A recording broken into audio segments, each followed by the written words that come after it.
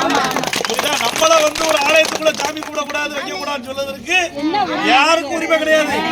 இந்த மண்ணை ஆண்ட மக்கள் நம்ம பாரம்பரிய மிக்க சமுதாயம். இந்த சமுதாயத்தை வந்து ஒரு ஆலயத்தை வச்சுக்கிட்டு தரமண்டை வைக்க முடியும் சொல்லி காவல்துறை வேடிக்கை பார்ப்பல ஏற்றுக்கொள்ள முடியாது.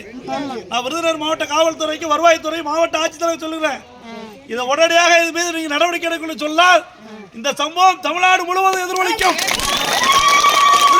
மக்கள் முன்னேற்ற கழகம் இந்த மாப்பிள்ளை சுப்பையா தெரு ராஜபாளையம் மக்களுக்கு உறுதுணையாக இருக்கும் என்பதை எச்சரிக்கையாக தெரிவித்துக் கொள்கிறேன். இதற்கு உடனடியாக முடிவை மாவட்ட நிர்வாகம் எடுக்க வேண்டும். இல்லை என்று சொன்னால் விருதுநகர் மாவட்டத்தை விட்டு நான் செல்ல மாட்டேன். இங்கே இருக்கக்கூடிய அனைத்து மக்களை திரட்டி லட்சக்கணக்கான திரட்டி மாவட்ட ஆட்சித்தலைவர் அலுவலகத்தை முற்றுகையிடுவதற்கு நாங்கள் தயாராக என்பதை உங்களுக்கு எச்சரிக்கையாக தெரிவித்துக் கொள்கிறோம். இதையெல்லாம் ஜனநாயக வீரல் ஒரு தனிமனிதன்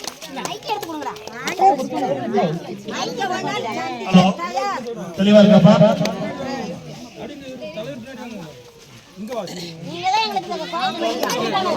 அவங்க பேசும்போது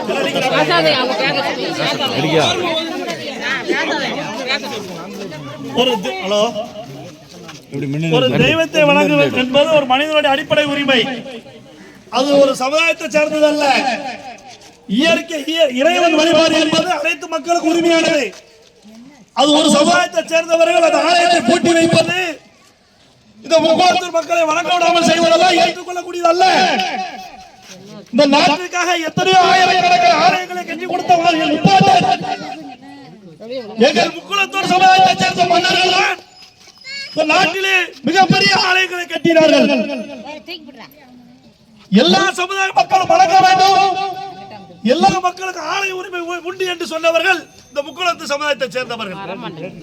அத்தகைய சமுதாயத்தை சேர்ந்த மக்களுக்கு ஒரு ஆலய அடிப்படை உரிமை மறுக்கப்படும் என்று சொன்னால் இது அரசாங்கத்தினுடைய அராஜக போக்கு எவ்வளவு இருக்கின்றது என்பதை நான் கண்கூடாக பார்க்க முடிகிறது.